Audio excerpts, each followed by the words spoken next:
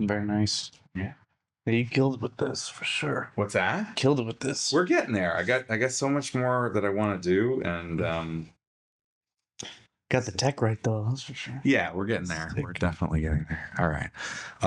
Welcome back to the Midcoast Maine podcast. My name is John Spera. I'm with Aiden Hamar. Pleasure to meet you guys. All right. Yeah, saying hello to my fledgling audience of like 50 people, which is awesome. I'm gonna try to do 1,000 episodes, and then by the end of 1,000 episodes, I hope that and then you just see some growth in the audience and that kind of thing, and some penetration into the local conversation. That's what I'm hoping. That's the goal, is like all Midcoast people. Yeah. Mostly. And just really trying to not only sort of get my ideas out there, but really gain a lot of perspective by talking to so many people. What interests you about the people you've curated so far? Well, it's a very diverse group of people. I had your boss on, he's not really your boss, is Zach? He's not really your boss. Not really. No, I say that. No, so obviously at Mechanic Street Barbershop. Mm-hmm. And then I've had a local comedian. I had a local politician who failed to secure a spot in his political run, and then a bunch of others as well. And then I did the podcast before the pandemic, and I had a lot of different people. So, any wildly successful people? I mean, I think, well, on what metric? On their current goals. Oh yeah. Yeah. I think all of them. That's great. I mean, yeah. I mean, Michael Mullins is really a businessman primarily. So he's focused on starting new businesses, and sweet. Yeah. So he just started a diesel repair shop here in Camden to sort of justify the purchases that he had to make of large diesel equipment in order to, because it was a cost savings on another project that he was doing as opposed to renting the stuff. So he bought it, and then, so the businesses are creating businesses because of investment. So I think he came out of a real estate family background down in Boston, and so he kind of had maybe a kickstart a little bit. But he's actively pursuing things, and it was good to talk to him about his inability to run as a Republican in the area.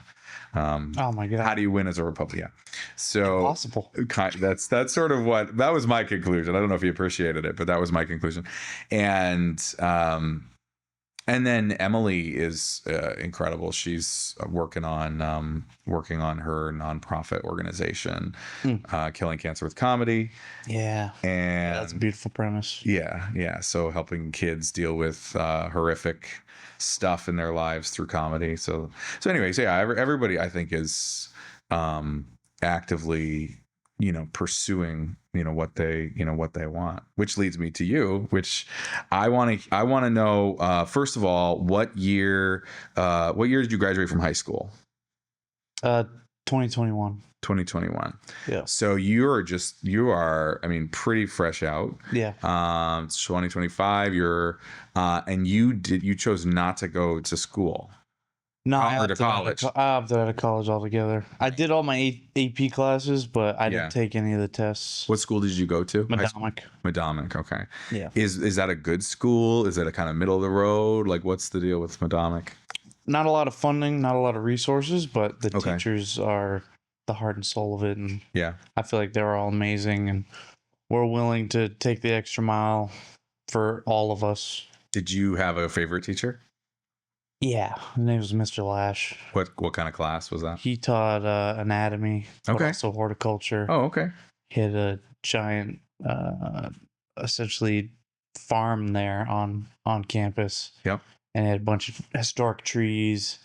Wow. And he's like a pillar of the Madama community forever. So he was able to actually grow a tree, like garden or something. What do we? It's called like a arboretum. Yeah, an arboretum. Yeah. But he would have old historic trees transferred over there to keep them alive. To the school. To the school. Great. Yeah. That's pretty unique. So like, I don't think Camden can say that. I guess a lot of these trees have crazy history, and he wanted to keep them alive, make sure they don't die. Okay. So yeah, so he had a passion for it. And he is a beautiful soul. What I love most about him was his ability to get us to retain information through humor. Oh. He always had like a funny catchphrase. Yeah. Or he would just, because we're talking about gross shit, it's anatomy, you know? So he would lean into it, make it fun. Yeah. His granddaughter was in my class, so that was great. Okay. So much fun. He was an older dude. He was an old dude. Yeah. So awesome.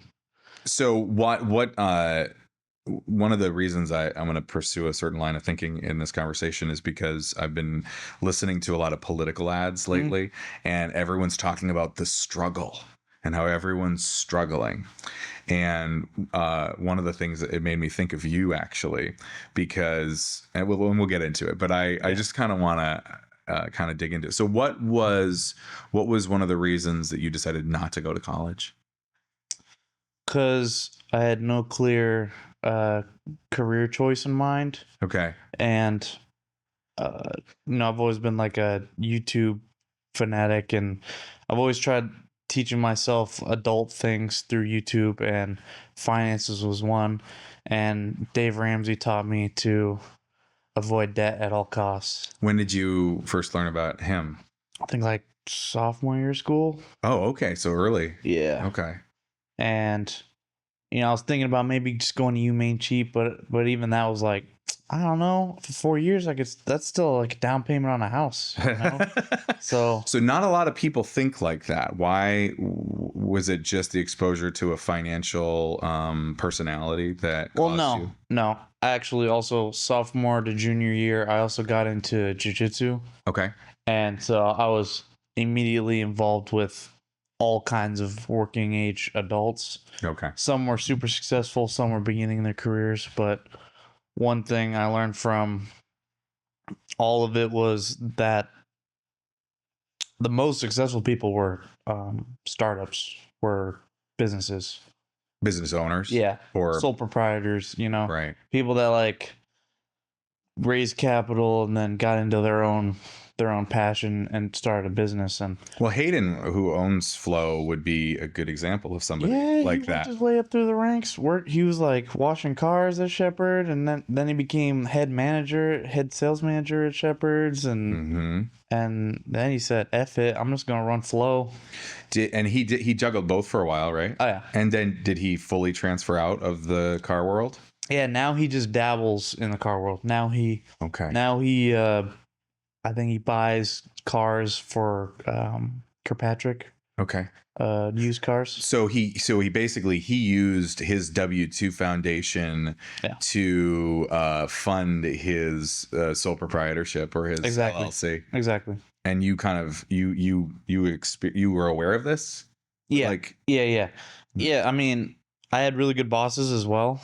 That helped. I worked at a cafe in Warren called the St. George River Cafe. Okay. It was very adorable. Yeah. But my boss, Ann, was an older lady, and she was just like, don't go to college, just save your money. You could start up something small and then it'll grow. Like, you could just do something very, very small and rinky dink and scale it. It'll take time, but like, money is everything. Yeah. But debt is the enemy. That is the worst. Yeah.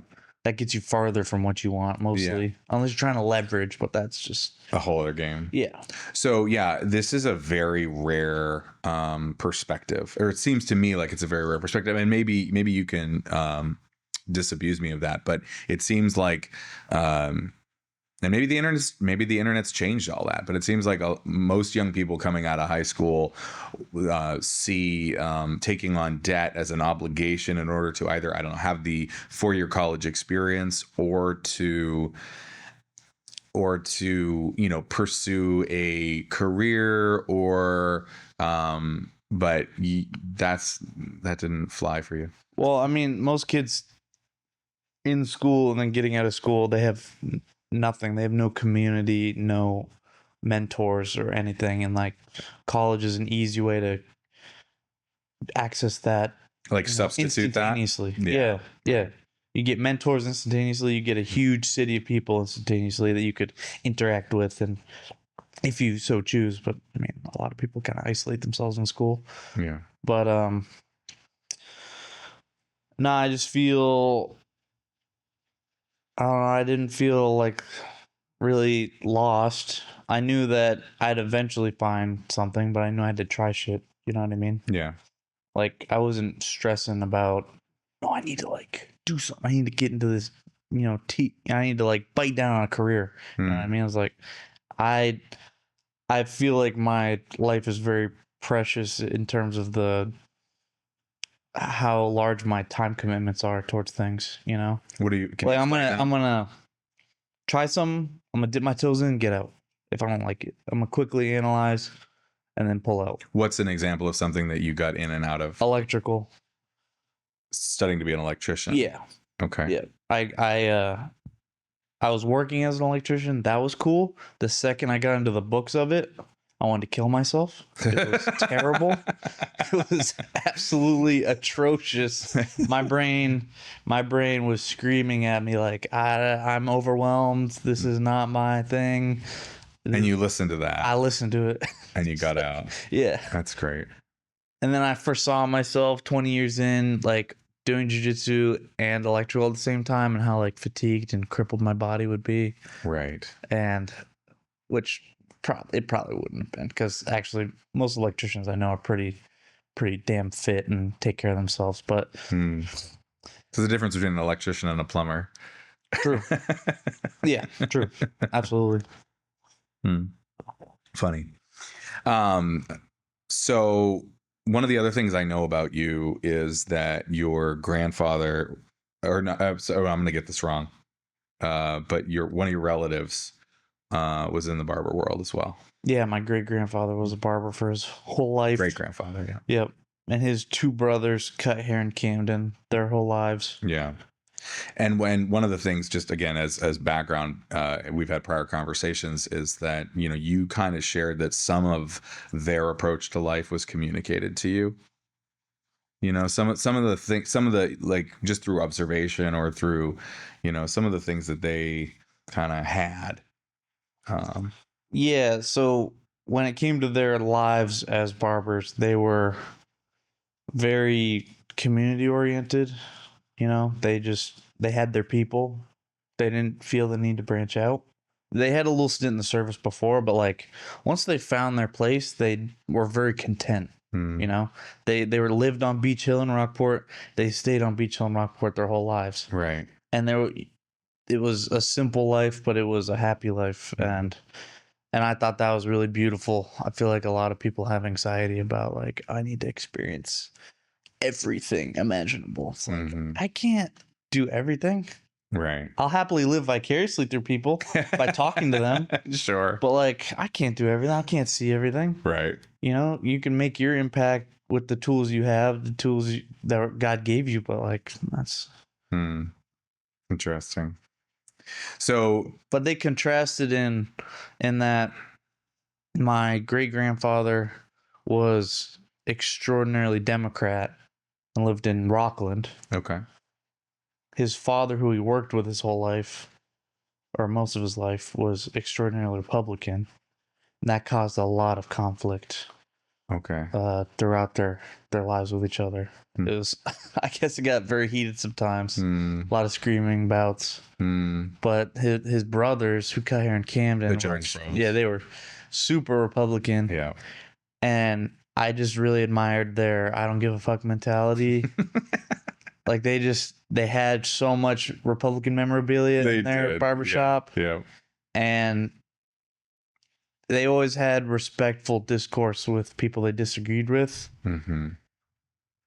And only when others became hostile, they would become hostile back. But like, that was very rare. Yeah. That was mostly just like, I remember going in there as a kid and seeing it, all the memorabilia, and thinking, wow, this reminds me of my own father, actually, like Rush Limbaugh all the time, kind of thing.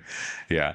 And this shock jock kind of political stuff. And there were a few times where when I was in there coming back from college, where I got into some heated debates not with them, but with other people in the chairs. Beautiful. Yeah, it was fun. Yeah, Lowell was a golfer. He he spent pretty much every day off golfing, and he used cutting hair as a way to make golfing friends as well as just conserve his time. Yeah. And then Roger was a farmer. He had a beautiful farm at his house on Beach Hill, and he took to it like it was like a bonsai tree sculptor. He's just always taking care of his vegetables and fruit trees every day, and he had a Christmas tree patch that he would take care of, and that's where everyone would buy his Christmas trees. And oh, nice. He had all these little mini hobbies that people could say are boring, but man, that guy lived a very full life. I'll tell you. Well, that's sort of interesting. That's in contrast to what you were saying about like everyone trying to go out and experience, and it's sort of like they are almost an example of like bringing little things in. Yeah, maximizing. What they have. Right. Absolutely. So after you made the decision not to go to college, you tried electrical, and then you were quickly not interested in that. Yeah. And then what'd you do after that? So my grandfather and I wired up the lighting for Zach's new barbershop that he was building. Oh, okay. The one over here. Yeah. Okay. This new shop, and we were hanging out. We'd been friends before, and I don't know if I reached out or if he could just tell I was not super pleased, and like my head was out of the game when it came to electrical. Like you could just tell I was not into it at all. Right. But we ended up having a late night conversation about cutting hair, and he's like, "Dude, like it's in your family. Like just try it. You gotta." And he's just telling me about the lifestyle, and I had never considered it ever in my life until that moment. Yeah. And I literally had my great grandfather's chair in my room for the latter end of my childhood. Oh, really? And I never thought your about childhood bedroom, or not my childhood, my like teenage years. But your bedroom. When I moved into my grandparents' house, and it was in my bedroom at my grandparents' house. Wow. And I never thought about it. It was like waiting for you. It was waiting for me. Literally waiting for me. There was no other purpose for it. Yeah. Besides scrap. Like, that's funny. And yeah, the whole time I was doing electrical, I was listening to podcasts. You know, I would wire up 50 outlets a day and 50 lights, and the whole time I was listening to podcasts, and I was like, man, I wish I was doing this shit. I just want to talk to people. I love people. When in my school yearbook, I wrote something about the best thing you can do in school is just analyze people. Okay. Analyze their good traits, analyze their bad, and learn from them that way. Right. Like if nothing else. And yeah, I love people and learning about them, and that I was like, oh yeah, this makes sense. Podcasts, you don't really know if you're gonna make money off that. It's mostly just a hobby. Yeah. You know, sometimes it hits off, but I know that there's a direct correlation between how well you communicate and how much money you make in cutting hair. So I was like, yeah, this shit makes sense. Absolutely. Was the actual learning of it fine for you as opposed to what you had to deal with the electrical? I mean, was the learning cutting hair? Yeah. I'm not super artistic, so that was a little rough starting out. Okay. I really heavily leaned into the customer interaction part, the customer service part. Yeah. Making them feel really cared for. Yeah. And then I just knew that if I completely immersed myself in the skill of cutting hair, that eventually I'd learn it. Because, I mean, that part of your brain is there anyway. Zach's been a good mentor for you. Absolutely. In that way. Yeah, for sure. That's so cool. Yeah. That's so funny from one conversation to realizing you had this chair like sitting there baiting you almost. Oh yeah, and it was just a matter of completely full sending when my gut told me that it felt right. Did you quit right away the electrical job, or did you kind of taper off? Yeah, I signed up for school immediately. Oh, okay. Oh yeah, you were all in. Yep. And then I did work part-time. I had a good safety net built up, but I did work part-time electrical so that I could, afford gas and pay for my school quickly. Right. What's how long is barber school? It was 8 months. Yeah. Yep. Cool. Just driving to Augusta and back every day. Yeah. Had great teachers, good class. One of my classmates works in Rockland, actually, Dark Harbor. Oh, right. Yeah, he's killing it. Yeah. There's not that many barbers in the state. Not that many barbers that are interested.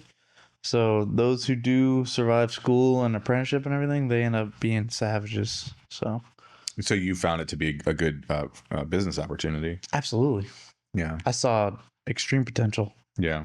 They were all old heads in these towns, and they're all slowly dying, and they're all wishing that someone would buy their business, take over their spot. And so a lot of guys are. I think Joe at Joe's barbershop, he took over old, I think it was Frank or something like that. Where's Joe? He's on Main Street as well. Oh, in Rockland? Yeah. Yeah. Yep. So he took over that old space, his old setup. It's like, yeah, let's move. Let's do a passing of the torch. So do you think that your peers share your attitude? Like, people in your, how old are you? 22. Okay. Do you think, you're so young. This is unreal. It's such a, to me, this is utterly rare to have this kind of approach to life, an attitude toward life. Everyone wants to sink hundreds of, tens of thousands, if not hundreds of thousands of dollars in debt in order to go to school. And they think that that's the right path. So what are the 22-year-old attitudes toward that? Where's everybody at? Well, I don't hang out with many 22-year-olds, unfortunately. Well, or fortunately. Yeah. I hang out with like-minded people, which happen to be mostly 40-year-olds. But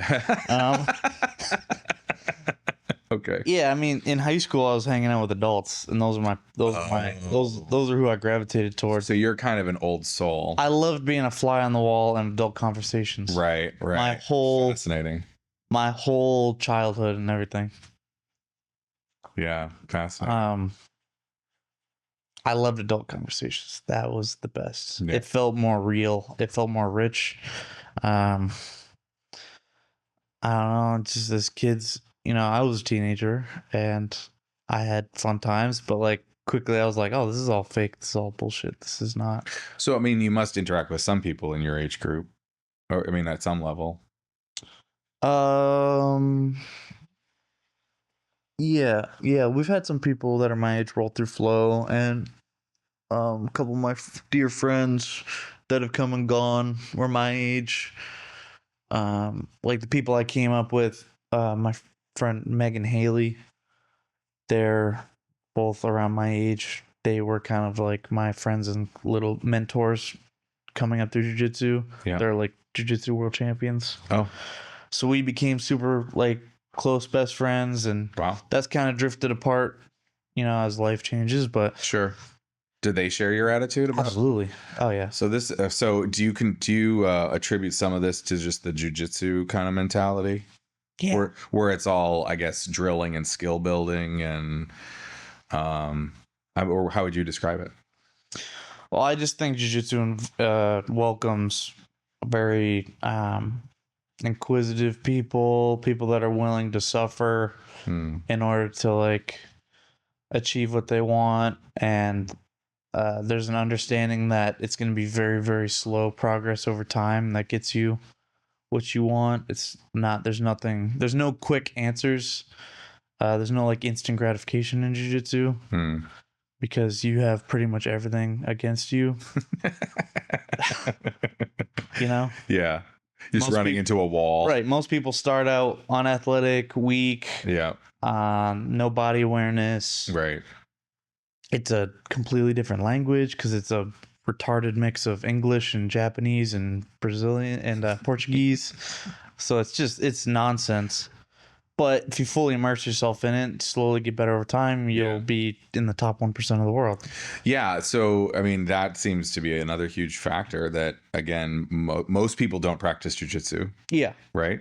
Most people don't. A lot of people don't have a hobby that involves like real skill progression.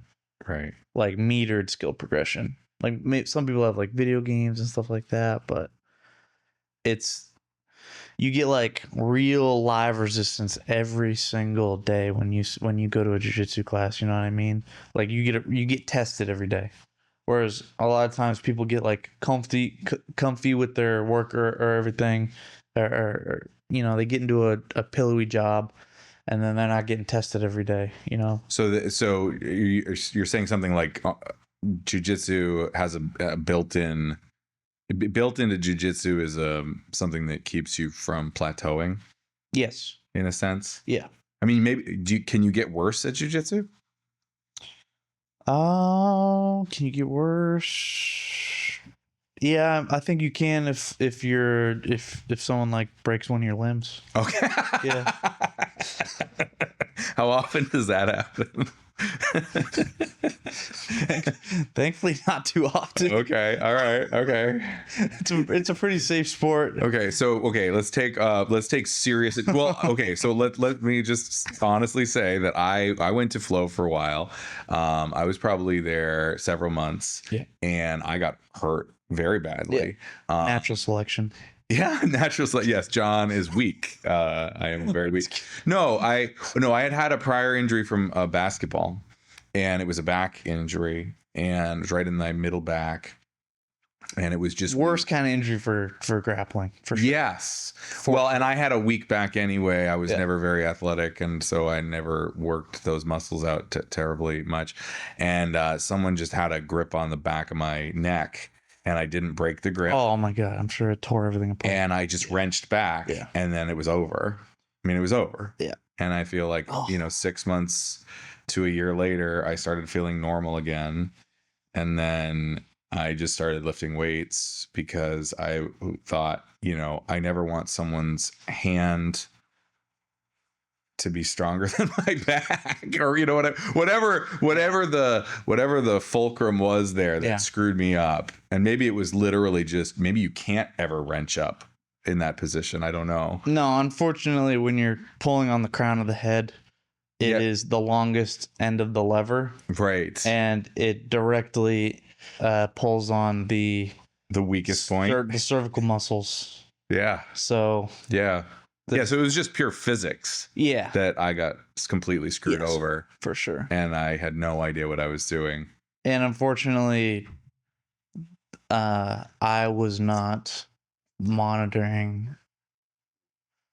That's a big weakness of jiu-jitsu is a lot of coaches, they want to fight just as much as they want to teach. So like when they teach a class, they'll say the words and then they'll jump right into the sparring. And it's like, as a coach, you should be monitoring the room. So like I should have. Well, you weren't there, I don't think. Anyone should have been monitoring the situation. There should always be a coach monitoring the room. Yeah. And that's something I've learned over my career as a jiu-jitsu coach. Yeah. And it's like, that's what refs are there for, and that's what coaches are there for. I feel like I've done some yoga classes before, and I feel like good yoga teachers will walk the room and watch everyone and fix everyone's position and that kind of thing, so that, you're doing it right. Or I guess it'll increase the overall experience, right? Because if you're getting corrected, and keeps it safer too. Well, you're right. Yeah. Yeah. Because you're also a moderator. Or a mediator, moderator as a coach. Like you want to make sure shit doesn't get too heated. You don't want fist fights to occur in a grappling session. Does that ever happen where people get kind of frustrated? It has happened. Yeah. And we all just gotta cool off. Yeah. Just gotta take a second, cool off. But it ends up becoming pretty cordial afterwards. Has your whole jiu-jitsu career been at Flow?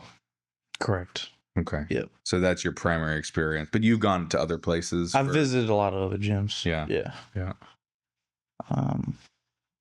So I've learned from a lot of great coaches as well on how to run a session and facilitate a good environment. And I've also learned how to destroy your environment and make it super venomous and toxic. Tell me about that. What's that like?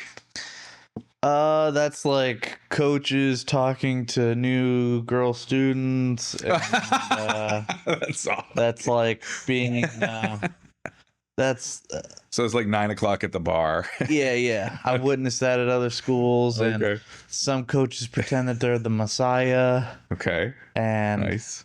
Just abuse their students and don't create any meaningful connection with them. And yeah, that's just not. I'm not here for that. For sure. What's the best part of coaching for you? Like, what do you love to see? I mean, most everyone comes into jiu-jitsu either without any confidence of their like combative skills, or they have too much confidence and then it gets destroyed immediately. So like eventually everyone goes back to zero, and seeing like zero to hero confidence building happen, and like seeing them become more social and start developing a rhythm in their walk, like that's really cool. Especially with the kids, man. It's just I've been able to kind of teach kids of all ages and see a lot of them grow up into none into like full-blown adults yet, but like just like super strong, intelligent, outgoing teenagers, and that shit's really cool. Is there any substitute for that in our culture? Like, are there other places where you think that happens? Or well, unfortunately, most sports don't really have downtime within classes, but that's also what makes other sports so efficient. So like jiu-jitsu is a lot of dead air, a lot of downtime, a lot of like just hang time. why is that? Because it's like so hard, and then you can't do it for like 2 hours straight. Right. So like there's some like decompression moments where you're just like chilling, stretching out, and I feel like the hang makes it a really great environment for. I don't even know where we start with this, but well, the idea is like you're. I mean, it sounds like in some ways jiu-jitsu is like really great at building up good humans in terms of like their self-confidence. Okay, yes. And then yes. And I was just wondering if you thought there was other places that did that as well, and what's so special about what's so special about jiu-jitsu? And you were saying that there's like a lot of downtime. And so there's maybe some time. Yeah, scrap that. No, I scrap that. That whole idea. I don't know why I went that way with it, but no, I probably it's the idea of fighting and hurting people that you love, or not that you love, but like that maybe you'll eventually care for and love, but like hurting people and also like taking care of them at the same time. I feel like that's really good. It's like you're not hurting them emotionally. You're like you're dealing with conflict, and then you're resolving the conflict in a concise way. It's like we're gonna fight, and then I'm gonna tap you, and then we're gonna slap bump and then go again. It's like no big deal. It's like conflict is the baseline, and that's okay. It's like it's expected. And it's never taken personally. And I feel like that's a good thing in life, is like we're all going to deal with conflict throughout our life, and we should be able to not take things personally and just be able to move on, settle it. And I feel like it's the end of the world. Yes. Yeah. So like, Mortal Kombat's not the end of the world. No, it's not the end of the world. We can resolve this in a way where neither of us die. Right. Yeah. Yeah, that's pretty cool.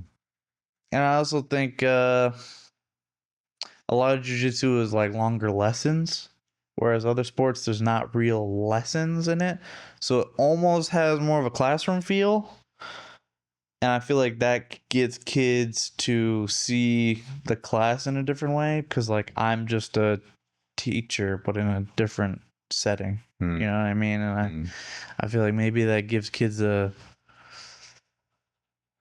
better perspective on what their teachers are going through. I don't know.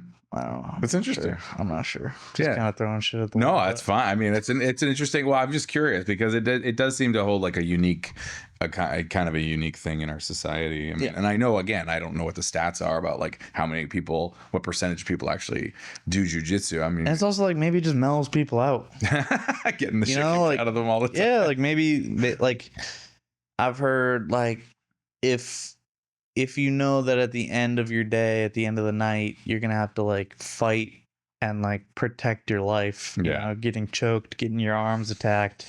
Like if you know that that's gonna happen, all the rest of the day seems way easier, right? You know, and if that end of the night training becomes like something you love and something you look forward to, yeah, everything's gonna be way more mellowed out. All your other conflicts throughout the day, all the little stresses are like, if somebody has so after my injury, I healed up. I started weightlifting, putting on some muscle, which really, I feel like the gym probably has a similar effect of just mellowing you out because you're doing hard shit. Yeah, I mean, it certainly.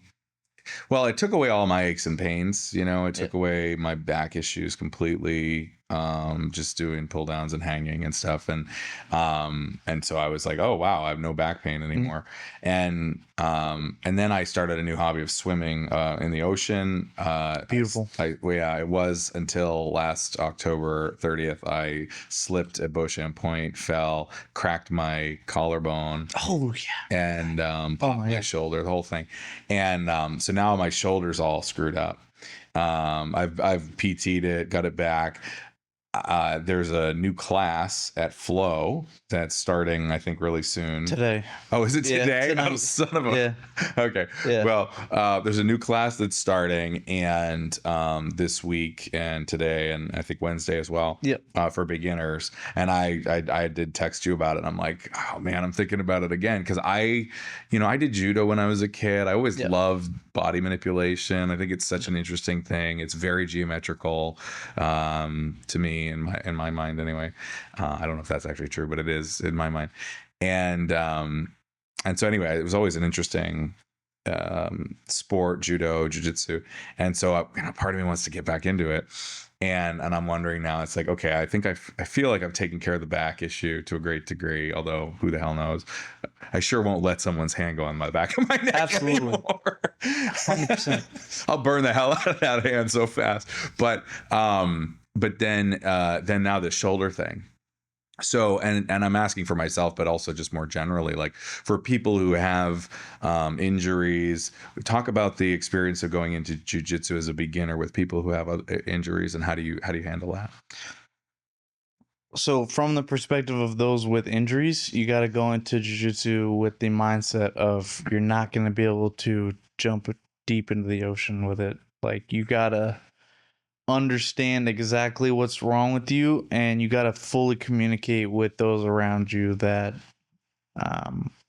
this is hurting. Hey, my left shoulder's hurting. Just so don't crank on it. And most people will dial it back, and like you yourself have to just set the ego aside a little bit and just like play jiu-jitsu as a game that's like way more chilled out. And way more just movement as opposed to that hardcore like resistance, and then slowly work up to that. Do some people only want to play it at that 110 level? Absolutely. Some people just want to bang. Okay. And then it's on the coaches communicating with this student that's injured to be like, okay, this guy's gonna be chill. Work with this guy. Don't work with this guy. Just be like super honest. Yeah. Just be like, I want you working with these people. And then I'm going to communicate with those people. Hey, dial it back. Be cool. And then if they're not cool, then I'm just I have to lay down the law. But like, most people are pretty cool. But it's been my accumulation of learning how to coach that with this new program, we understand how daunting and how scary jiu-jitsu is. And we just want it to be very, very approachable to all without watering it down. Right. So we want to scale it back however far we need to for everyone's individual needs so that they can have an enjoyable experience and not get critically injured. Is there a retention rate problem in jiu-jitsu? Like super high retention rate problem. You kind of burn through people? Yeah. It's horrible. It's or maybe good or something. I don't know. I mean, maybe good in the sense of because it's so pure or whatever. For sure. I mean, it definitely it's like the filtration of people. Like you get a really concentrated, good group. Yeah. But if some people had, an extra couple weeks, then maybe they would have been a beautiful addition to the team. But it's those little micro bad experiences that coaches don't notice that, like, say you went through, right? That could have been the difference between you sticking with it for a couple years now. Yeah. Right. Because it's usually just the first couple months, and then people are set for life. But like those first couple months are so critical, and that's our goal with this new program. Is like we need people to just be able to immerse themselves in it in a way that they are not like stressing out. Right. Getting burned out immediately. Getting burnt out and getting super overwhelmed. What's the injury rate in the first couple of months? Is it higher than later or? Probably. I mean, you probably. don't know. Yeah. Most likely. Yeah. Like, I mean, you could even call like mat burn an injury. Oh, sure. I mean? Yeah. Like pretty much every single brand new person is going to have their feet torn apart. Right. By the friction of the mat. I remember bleeding a lot. Yeah. Whereas like. Yeah. That wasn't a problem. That I accepted as kind of like, that makes sense. But yeah, I mean, most people starting out are going to be very, very stressed out and like high intensity, and they probably are not used to moving their body in a combative way like that. And so yeah, they're probably the most injuries occur in those first couple months. Right. So like with this new beginner program, the goal is just like build up your ability to move and just sprinkle in a little bit of technique. We don't need to take it super serious. Right. Just need to get people interested and excited. Yeah. Well, it sounds like from a business standpoint too. I mean, if people are showing up through the door, they're obviously interested in buying your product. Yeah. You know what I mean? Which, I mean, I guess from a jiu-jitsu gym perspective, buying your product is just like monthly sales. Right. It's a subscription system. Yeah, it's a subscription. And so if you want to keep those subscribers and grow your business, you'd have to find various avenues to make sure that happens. Yeah. And so we got to find a balancing point between scaling it back to where anyone can do it, but also not water it down to where it's becoming a karate school with 50 belts to keep people engaged. Right. What's the belt system in jiu-jitsu, or does it even matter? It's pretty simple. Yeah. It's white, blue, purple, brown, black. Yeah.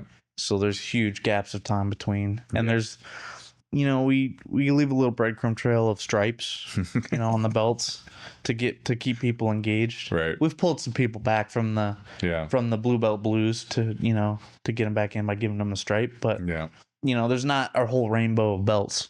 Right. But also we just got to realize like jiu-jitsu is not going to be for everyone, and as a jiu-jitsu gym, you can't just offer jiu-jitsu. Like you got to be a gym as well. Okay. And so like having a really good fitness area is super important. Yeah. That's what we have at this point. It's excellent. We have free weights as well as all the machines you'd want. Yeah. None of the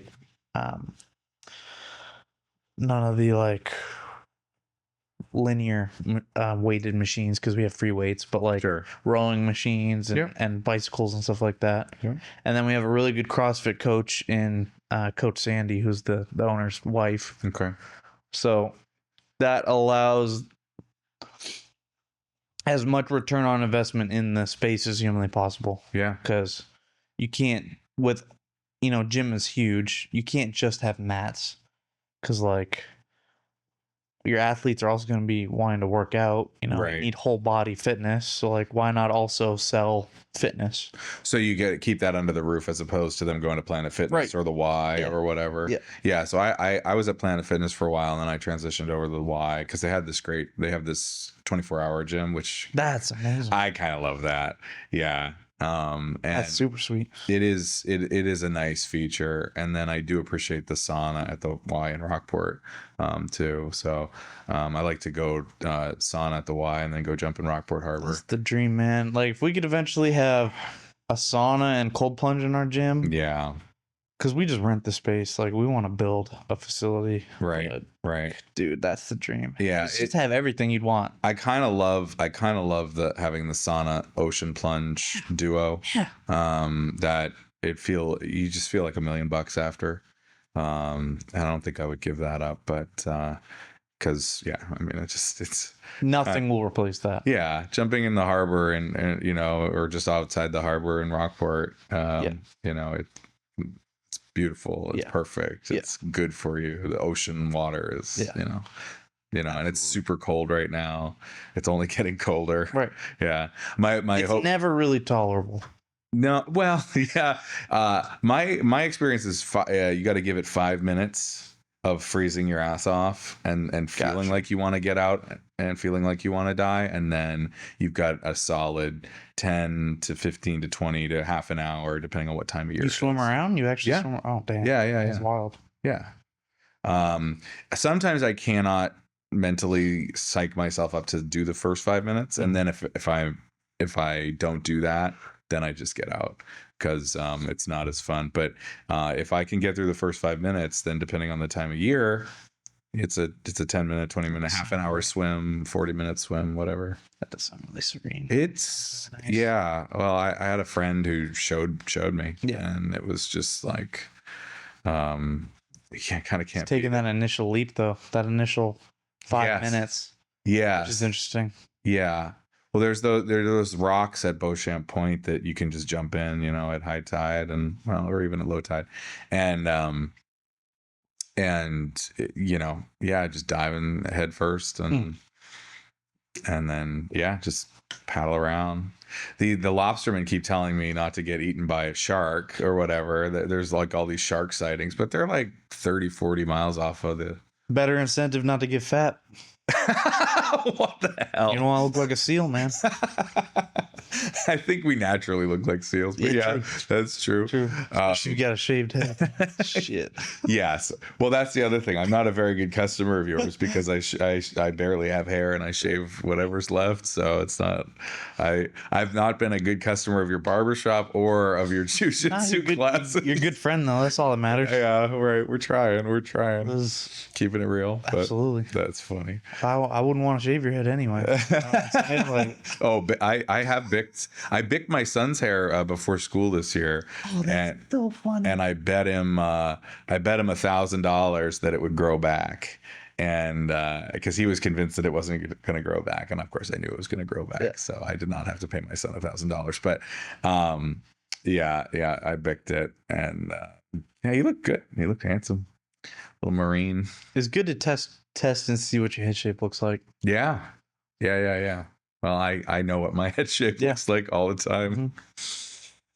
So the other thing I wanted to ask about, just in this context of like listening to politics and everyone's talking about the struggle. It's such a struggle. Life is so hard. Is you recently located got an apartment in downtown Rockland. Yep. And what was that experience like for you? I mean, how long did it take you from the time you wanted to get an apartment to the time that you found one? How long did that take you? Maybe 3 months. Okay. 3 months of looking. And is that unreasonable? I mean, obviously quicker's better in some sense, but like, was that crazy for you in terms of the process? Or were you able to find what you eventually wanted? Or? I mean, apartments go like hotcakes for sure. Right. It's a knife fight. Okay. Yeah. Yeah. You gotta like full send when you get an opportunity. And you wanted to be in town. Yeah. What for? Well, mostly convenience. Yeah. Particularly convenience of work. Either way, like I would have loved to have had an apartment in Camden or Rockland. Okay.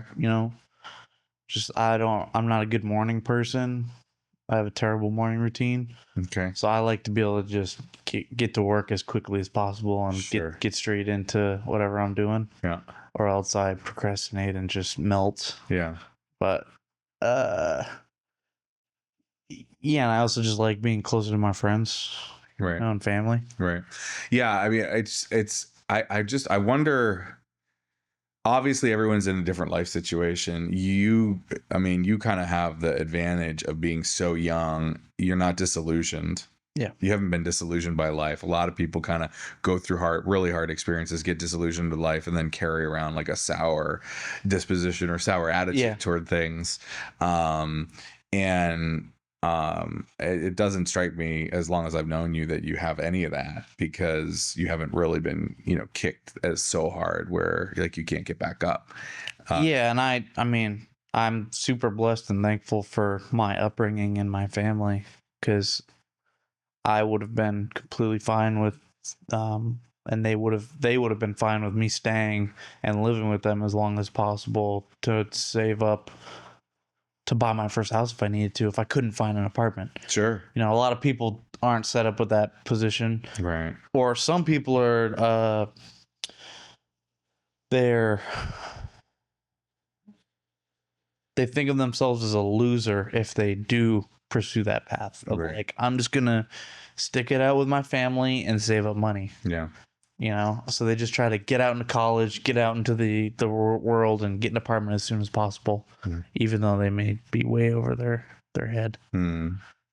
But I don't know. I just feel like my family and everyone in my life have done so much they've sacrificed so much, and they've given me so much to see me succeed. Yeah. Like, if I don't take that and do something with it, then what am I doing? I'm doing everyone a disservice. Right. You know what I mean? Yeah. No, it's pretty, I mean, it's inspiring to me. I think had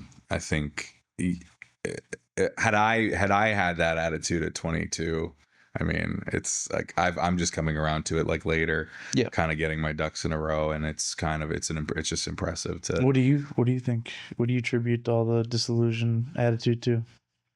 Well, I one of the things that's largely absent from what you shared this morning and past times we've talked is fear. Like, fear does not rule your life.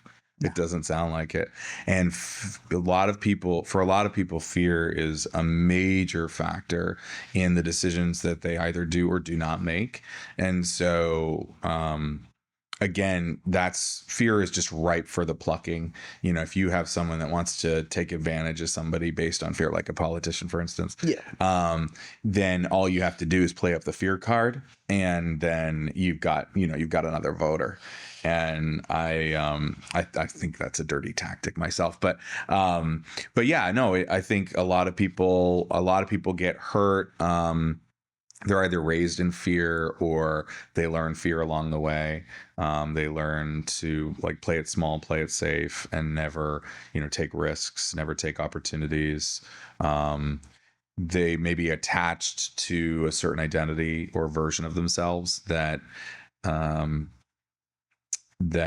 feels comfortable or feels predictable. Yeah. And so they never reach outside that to, something that they may truly want, or if they tried it, they would discover like a great degree of happiness that they wouldn't otherwise have.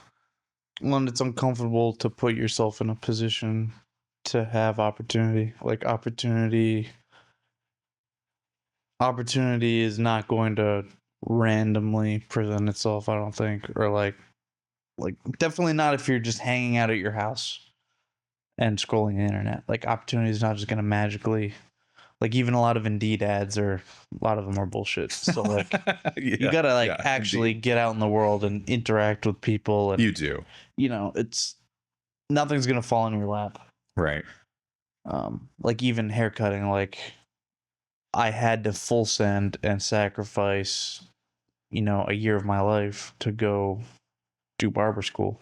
Well, and even the story you told, I mean, it's like you were on a job you didn't like. Yeah. And then because somebody, because you had the tiniest in with somebody, and they gave you a little glimmer of hope, and then you took it. I mean, that's incredible. But that's also, maybe that's what's incredible about college, is that also, like, networking, you interact with a lot of people, but also you're mostly just interacting with people that are stuck in the system. Like, all your professors went to school and then taught, so it's like you're not really interacting with business people. I mean, I went to college, I went to grad school, and there's some quote about schooling being expensive, but also experience being expensive, and I paid twice, because I really never fully utilized what I went to school for. And so then I had to start over and start from scratch. And so, the things I went to school for were setting up for a completely different track than being a business owner. And so I actually returned to my roots when I bought my business and started my business. And it's great that you were willing to start over. Yeah, well, I had to. I mean, I made some people take the beating and just take it their whole life, and they're just like, well, this is comfortable. This is the lane that I can stay in. Yes. And then eventually they're 60 and they're just sagging under the weight of this terrible career that they kept with, and well, and for me, like, I stayed in school. I stayed in school the whole way. So I got a bachelor's, I got a master's, and I was studying to be a priest, which and I was right there on the cusp of doing that. And I decided that, for a variety of reasons, that it wasn't for me, which was kind of a crazy decision, because I knew a lot of guys who right there, when they realized it wasn't good for them, still went through and did it anyway, and sort of signed up either for a life that was not suited to them at all, or ended up having to just go through a horrible process of getting out of it after they had already, gotten into it. That sucks. It does suck a lot. And it was hard enough for me to get out, but the guys that I knew that had to undo it was pretty brutal. But, anyway, so I left that, and I mean, I have a lot of skills from that experience, but I left that and then, started over, and a few years later, leaned into this business. And it's actually funny because, it's a great business to be in. The jewelry business is an incredible business. And my father had, built such a strong, relationship with so many people in this community, and over, 30, 40 years. And from there, so I adopted it. I tried to do what he did, and so, mostly I've continued on. I've changed some things, but I've realized that one of the things that I did love about the whole religious world was that it was very people oriented, and I too love to interact with people and understand them and draw things out of them. And so that's where I want to lean, even though I'm going to keep the jewelry business and do that work on the day to day. That's where I want to lean into some of this kind of stuff more. I love it. That's beautiful. Because I think there's a great opportunity to actually have very good conversations, cordial conversations, and also difficult conversations. There are a lot of people that don't think like me at all in this community, and so I want to learn from them. Are there any conversations coming up that you're nervous about? Well, there's a few that I don't know if I'm going to have, but that I desperately want to have. So I have reached out to all of the major campaigns the Democrats are running against Susan Collins. I think there are 6 people that are vying for the position to run against Susan Collins. That's very exciting. For the U.S. Senate. Yeah. And so each of them in their own way would hold positions diametrically opposed to mine. Yeah. And so those would be great. Yeah. I'm hoping so. I mean, I'm very interested in, I don't trust politicians as a rule, because, when someone is seeking power, they'll do pretty much anything that it takes to get it, whether or not they would admit that or not, but it's just true. And so, they're willing to craft arguments and use words that don't always line up with reality, or are constructed in a way that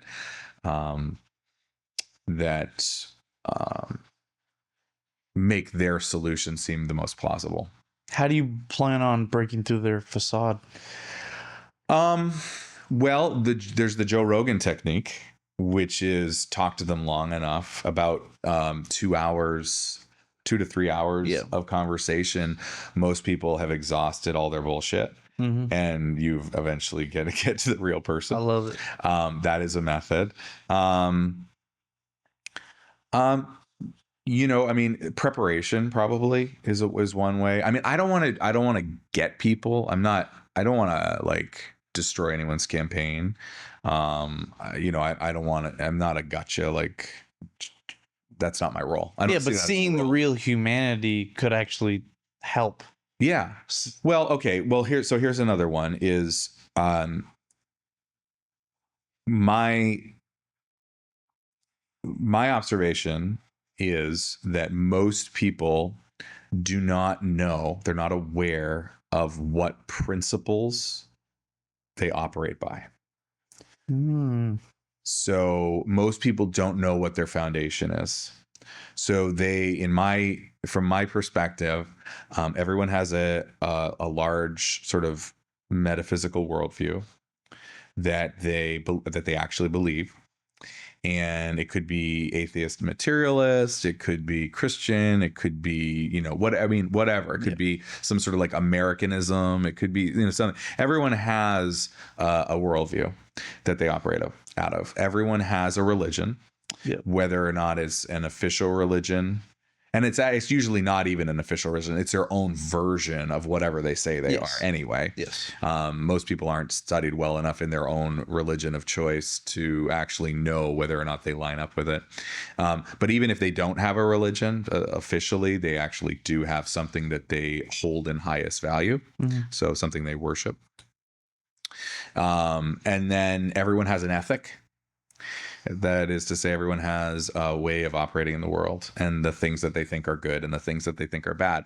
But I would wager a guess that most people have no idea what those actually are and couldn't fully articulate them.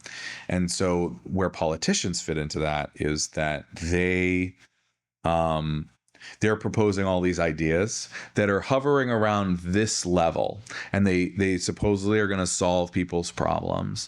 You know, they define problems in a particular way, and then they offer their solutions that perfectly align with the way that people, you know, and what people will do is they'll buy into that particular description of the problem, and therefore then buy into the particular solution that the politician is offering.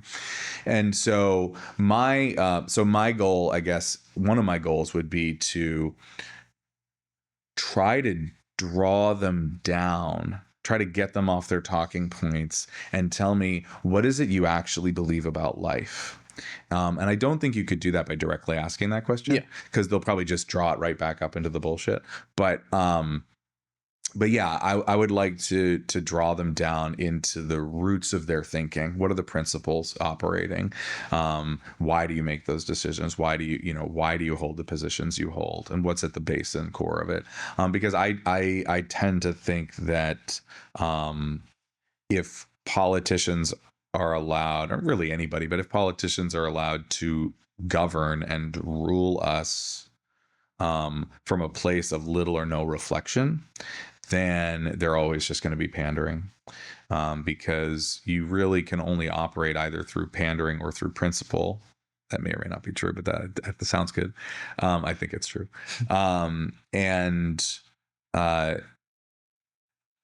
We should be applying principles. We should be operating out of principles, as opposed to just, you know, crafting easily digestible narratives that people will, you know, fall into, like the whole this whole Graham Plattner thing, which is, you know, it's kind of a Bernie Sanders thing about, you know, well, the billionaires are ruling us, and, you know, we have to create a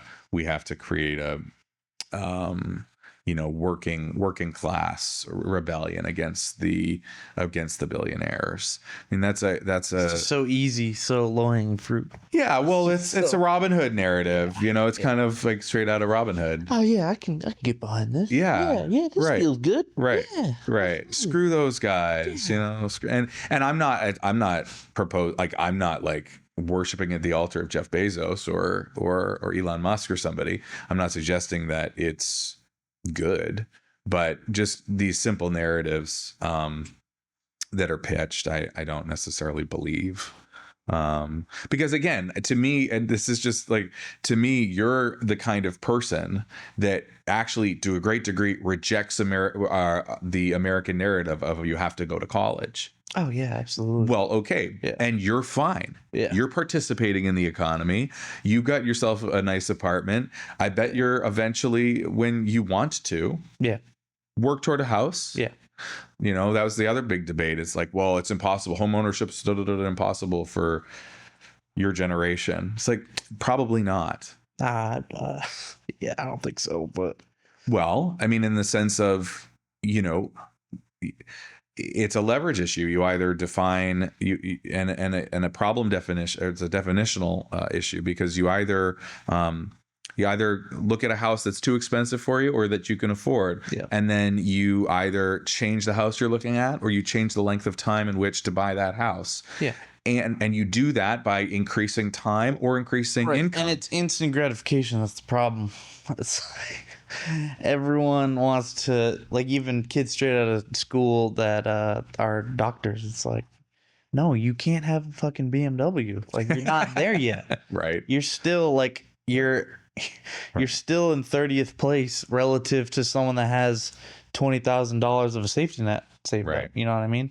Well, so there's this expectation of instant success or instant status. No. Or it's just not. Where's the humble grind, or and not even grind, but where's just the humble day in, day out, you know? And are you enjoying your life right now? Right. That's the thing. With nothing. Are we as Americans allowed to enjoy our life with nothing or very little? And is that okay in our society? You know? And I think the mainstream answer would be no. You know, I think the mainstream answer is no. No, you need things. We need the Apple products. We need to validate us. Yeah, absolutely. Yeah. If I don't have those little white pieces of plastic in my ear, I'm not as cool as if, you know. Yeah. Whereas you don't know a damn thing about that person. Sure. But that's right. You don't know what's going on internally, what the soul's looking like. Right. It's like, that's absolutely. Yeah, I was just watching, I'm going down the Paul Thomas Anderson rabbit hole. Okay. Movies. Yeah. Tell me about that. Oh man, like There Will Be Blood. I've seen that probably 10 times in the past 2 months. I'm not incredibly familiar with his stuff. I name me a movie. I don't even know if I've seen it. There Will Be Blood, Boogie Nights. Oh, I did see Boogie Nights. I just watched Punch Drunk Love last night. Okay, I guess that's Adam Sandler. I might have seen that in college. Is that like from 20 years ago? Yes. Yeah, I think he just touches on it's all super grounded movies. Okay. But at the same time, they're also they're very dreamlike. They're like fantasies almost. Like they're grounded in the fact that there's no like science fiction shit going on. But they're so particular but so like vague in where they are that it's almost every situation is so like dreamlike, in that like he takes his characters through the highest and lowest points of life, like in the matter of very short amounts of time, or maybe not so short. Like Boogie Nights is over 2 decades, the 70s and the 80s. But in Boogie Nights, it's about Mark Wahlberg plays a aspiring porn star, right? That is like killing it in the 70s, and then he starts taking himself too seriously, and he gets into like porn, like movie acting, and it just becomes like a watered down like mess where there's like no money in it, and also he's aging out, and this whole time he's seeking validation. He never had any. His mom always looked down on him, and he's like, I'm going to do something with my life. I'm going to do it. And he's getting validation from a mentor who's creating a family of porn actors, and they're all working towards this thing, which is, I guess, like money and box office. And then it all crashes down because there's a cycle to all of it. And he's just left in shambles, and he ends up pursuing crime. or he ends up becoming like a lowly prostitute. And then There Will Be Blood is about oil man who, straight away from the first scene, you're getting thrown into a essentially an oil well that it's been dug out, but it hasn't been tapped into yet, and he's trying to break through and find an oil like breakthrough point, and he finally does, and he ends up like breaking his leg, and he crawls out of this hole, and come to find out, this guy's already a billionaire. He doesn't need to do any of this, but he's so driven and so savage that he wants everything to himself. So like he will hand dig every hole. He will only allow those in that will actually serve him and serve him without any pushback. And he develops a son-like figure, and it's like capitalism taken to its logical conclusion. It's like, I'm going to pass this on to you because I want to keep winning the game. Wow. I don't love you. I want to pass this on to you so you can keep this name alive, but I don't really love you. And in the end of the movie, he's accumulated probably $1 trillion in today's money. He's sitting in his mansion, and again, he's like sagging under the weight of all the decisions he's made. He's just ghastly, and he's like, he's got like a whole hallway, beautiful Victorian hallway that he turned into a range, and he's just destroying valuable like museum pieces. He's just shooting them. And he's like he's almost like a caveman by the end of it. He just has very little light in his eyes. And he's got a bowling alley in his basement that he just kind of just throws a ball every once in a while, and there's just nothing going on. Wow. And yeah, I've definitely not seen that movie. And Punch Drunk Love, yeah, it's about a toilet plunger salesman.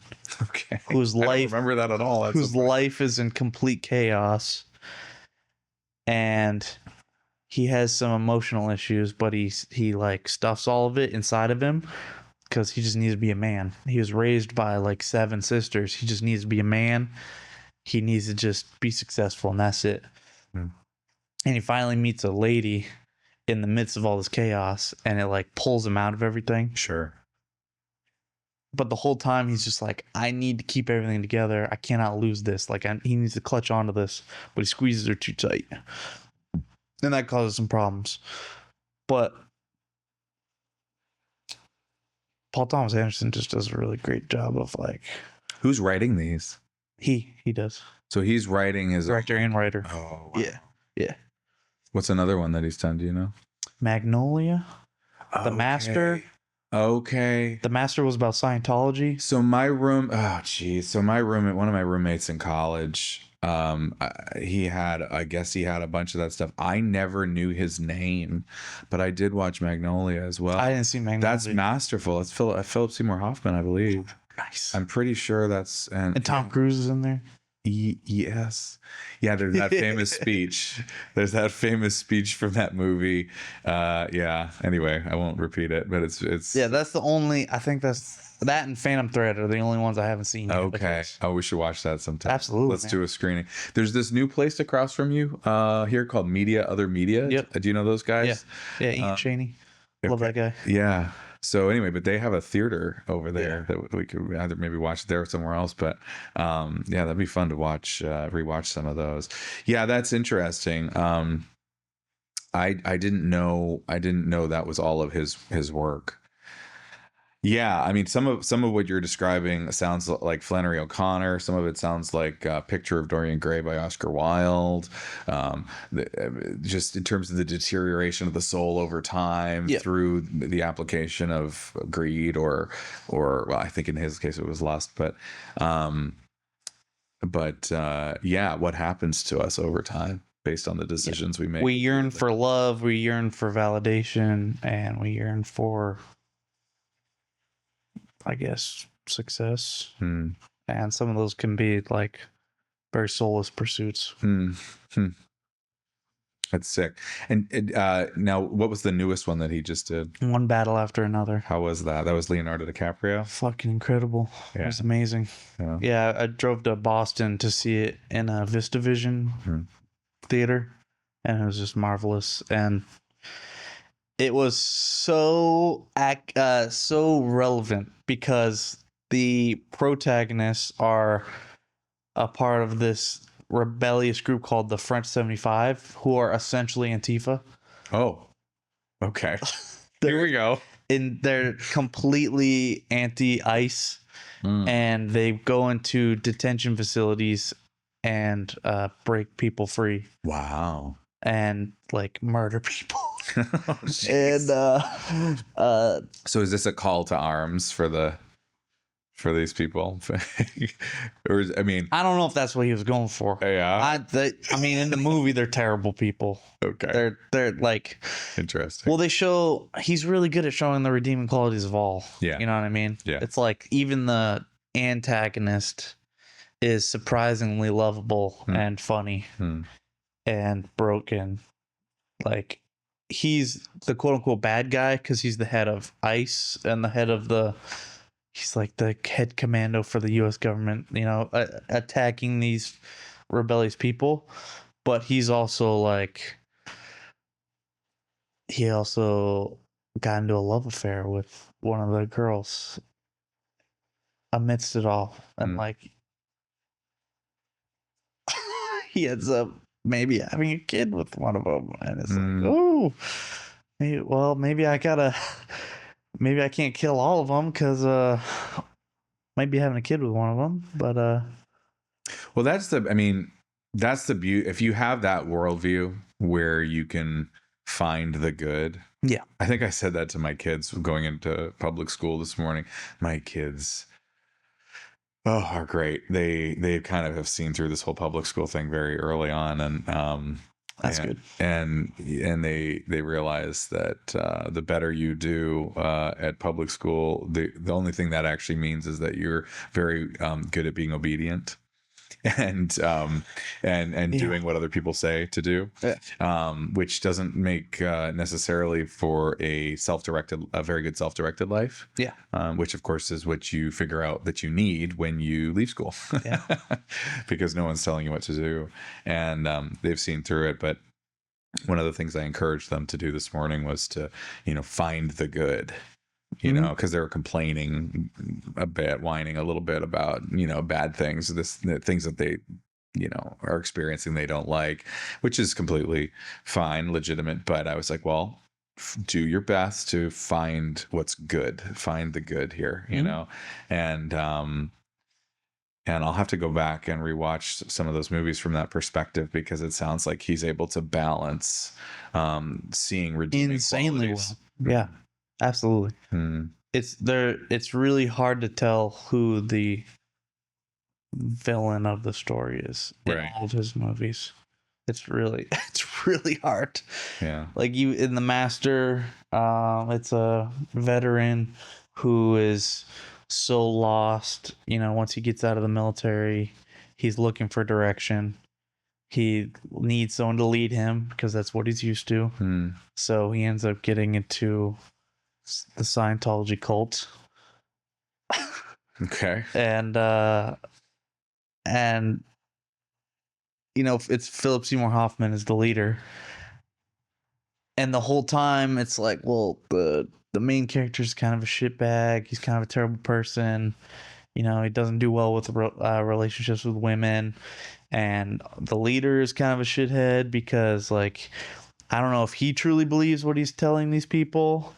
There's a lot of backdoor partying conversations that kind of tell me that, well, maybe he's not fully convinced or confident in himself either. He'll have like these, anytime he's questioned, he'll snap and he'll outburst because like there's some real insecurity there. Yeah. About what he's peddling. And yeah, it's like, yeah, we're all broken. We're all a little broken. We're all a little even the the highest leaders of our society are just, we're just playing the game, we're just stumbling. Right. You know? Yeah, I mean, I feel like it's so easy to pretend like the people that are leading us are so much better than we are. And you know, I mean, maybe we want to believe that. Yeah. For social reasons or whatever reasons, you know. Makes you feel better. Yeah, right. And then, you know, when you realize, I mean, and some people are, I mean, you can get better at things. I mean, that's your whole premise with jiu-jitsu or even the barber school, whatever, like, or being a barber. It's like, you can get better. There are skills that you can develop. And that's true in whether it's like a physical skill or like an emotional skill or, you know, anything else in life. I mean, you can become a better, person. Yeah. So absolutely. I mean that is true, and so but it's not necessarily the case that people who are the highest in our society are the best in our, you know what I mean? No, because I mean, think of what it means to like win the game. Yeah. Of capitalism. Right. Like, what is the furthest extent of that? Was it Frank Capra who did Mr. Smith Goes to Washington? Did you see it? No. So It's a Wonderful Life was another Capra film. Nice. And but Mr. Smith Goes to Washington is about an actually virtuous man who doesn't want to be a politician, I don't think, and he ends up being there in Washington DC and doing some very interesting things. But it was Capra's what Capra was doing. So he was Italian and he was bringing the old world Italian Catholic values to Hollywood through his films, and it's a very, his work is another like interesting piece. It's a little different than this other director you were mentioning, but because it's more about like how would a virtuous man act in a system that's so utterly destroyed, and what are the struggles that he goes through, and what are the struggles that the protagonist goes through. And it's not like it's not all happy horseshit. I like it. They get destroyed. I mean, in It's a Wonderful Life, right, he nearly kills himself, right? You know, and so it's like, what if you do have a virtuous person, what does it take for that virtuous person to pursue, you know, what they know to be right? And yeah, it's really interesting. So these are the kinds of things that I want to talk about politicians, because I don't think that it's the case that you know, these are not the types of people that that are necessarily, you know, so haven't practiced virtue. In the classical world, like in the Greek tradition, the idea was, and it wasn't always true, but the idea was that the best should lead. And what they meant by best was like morally best. Yeah. What does best mean? Yeah. What does success? Well, virtuous. Yeah. Virtuous. Yeah. The virtue people who know how to make the right call, who are making the correct call, who are courageous, who are wise, who are, you know, who know how to think, who know how to make proper judgments, moral judgments, who have a foundation of moral principles. And so these are actually books that I got in college. These are Plutarch's lives, but they're the lives of Greek and Roman heroes that talk all about that. They kind of detail that stuff. So I was just pulling those out today to reread them, to think about these politicians, because I don't know, I'm skeptical. Yeah, I mean, kids nowadays have a lot of false representations of what success looks like. Right. Success to most kids is like mass accumulation of wealth and items and friends or people that surround you. Acquaintances. Or your what is it? Not your posse, your entourage. Yeah, entourage. Yeah. Yeah. It's like, I don't know, like, how many of those friends could you really open up to? Yeah, or rely on. Yeah. Well, I know when my life got, when I went through intense like struggles, my friend group got very small. Yeah. Yeah. People, fair weather friends are a thing. Yeah, more is not better. More is not necessarily better. No, it doesn't necessarily increase quality. Especially if it takes the time away from building richer relationships with those that are most important to you. Right. Yeah. Cool, man. Well, this has been fun. We'll put a little comma here, and we'll come back again when you're doing something new, and sounds good. The next go around. So people can obviously find you at Mechanic Street Barbershop. Do you anticipate your hours changing anytime soon, or are you gonna kind of keep that pretty much the same? I'm gonna stick with it. I'm gonna be pretty much just coaching the same amount, doing my one adult class a week, 2 kids classes, overflow, and keep it consistent, max it out. Yeah. What are your days at the barbershop right now? Tuesday, Wednesday, Friday, Saturday. Okay, cool. So yeah, I'm gonna just maximize that, squeeze the most out of that, and then we'll see how I want to reconfigure after that. But cool, man. All right. Well, thank you for the great conversation. Thanks. It's a good time. Appreciate you. Yeah. There we go. Yeah. Sick, dude. That was good. That was fun. Did you feel like it was okay? Yeah. Absolutely.